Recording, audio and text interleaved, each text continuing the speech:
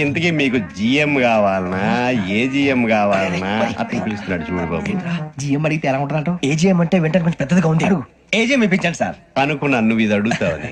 GM అంటే general manager, AGM అంటే assistant general manager. తూచండి, మాకు జిఎంఏ కావాలి సార్. అది సరే కానీ భగవాన్ జీ, ఈ ఉద్యోగాలకి టోబుల్ పెట్టుకుని వెళ్ళొచ్చా? నీ ఇష్టం వచ్చినట్టు వెళ్ళొచ్చమ్మా.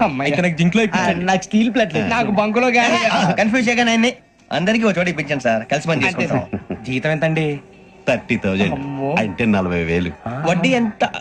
అప్పు కాదయ్యా, నీకు ఇచ్చే జీతం. అంటే తిరిగి ఒక్కలేదా? ఫ్రస్ట్రేషన్ లో ఉన్నట్టున్నాడు. అవునండి. నువ్వు ఇచ్చిన వాళ్ళు తీసుకోరు. మాకు అవసరం కూడా అదే. అంతేకాదు ప్రతి నెల గ్రాట్యుటీ, పిఎఫ్, సిఎఫ్. బియ్యం కూడా సార్? ఏ నువ్వు యాక్ట్ చేస్తావా? భగవాన్ జీ, మీరు ఇదంతా ఎందుకు చేస్తున్నారు? ఊరికే మాత్రం కాదు, నేను మంచోడని చెప్పి నా కారు పెట్రోల్ లేకుండా వెళ్తుందా? వెళ్దాం. నేను ఇచ్చుకోవాల్సినవి ఉంటాయి కదా. కదా. ఇలా చూడు, అందుకని ఉద్యోగానికి వాళ్ళ ఆకారం తీసుకుంటా. మా గెటబుల్ చూసి మీరు అపార్థం చేసుకుంటున్నారు. మాకంత పొజిషన్ లేదండి బాబు. పోనీ నలుగురు కలిసి ఉద్యోగం చేసుకోవచ్చా? మీ దరిద్రం నాకు అర్థమైంది. థ్యాంక్స్. మీ నలుగురు కలిసి ఓ 1,00,000 రూపాయలు ఇవ్వండి చాలు. తెలుగు